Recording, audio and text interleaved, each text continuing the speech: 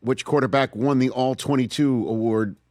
You're the QB confidential guy watching all the film. Who had the best performance in the wild card weekend? And it could be a quarterback who didn't win because we saw some great performances throughout the weekend. What do you have for me, Kurt? We did. It's a good question. I wasn't thinking about it so much coming into this weekend. I'm going to actually probably say it was Caleb Williams.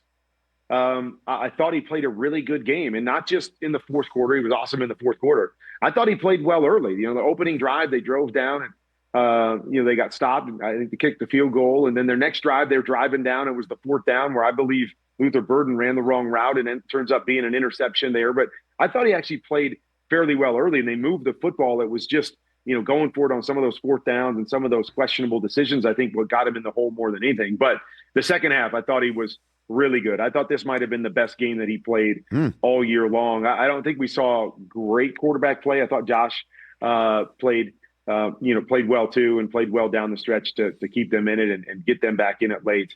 But it wasn't necessarily great quarterback play, but I thought Caleb probably was the best, most complete performance of the weekend. Well, that throw on 4th and 8 when they had to go for it because they're down 11 erased all the other fourth downs that they went for and didn't get, Kurt. Or the fourth down decisions that were left us scratching our heads. And I know we talked about it on game day morning, Sunday morning, but you're shaking your head over that 4th and 8 throw, right? I mean, it's incredible. I mean, and the thing is he makes so many big throws. Like, if you go back and watch the game, and I've said it all year, is that, if he can increase his efficiency, because, you'll watch the game and all of a sudden you'll see him miss a throw by like 10 yards. And you're like, how does that happen? And then he comes back and drops a perfect throw into tight coverage on the next one.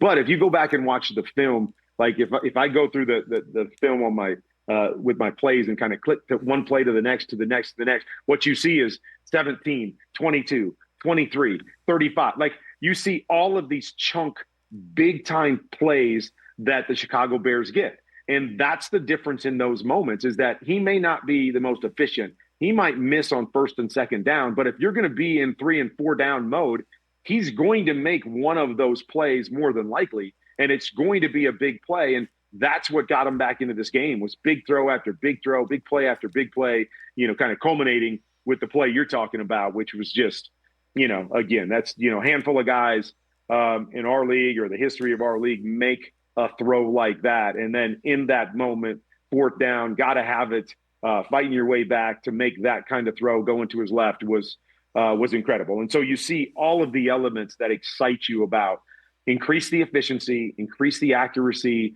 the decision-making in terms of processing the information, and add it to what we've already seen this year in year 1 with Ben Johnson, but year 2 in the NFL. I think everybody in Chicago and really around the league should be excited about what this team can be for the next decade. Hey, you made it all the way to the end. Thanks for that. Check us out every single day streaming live on Disney Plus and the ESPN app 12 to 3 Eastern.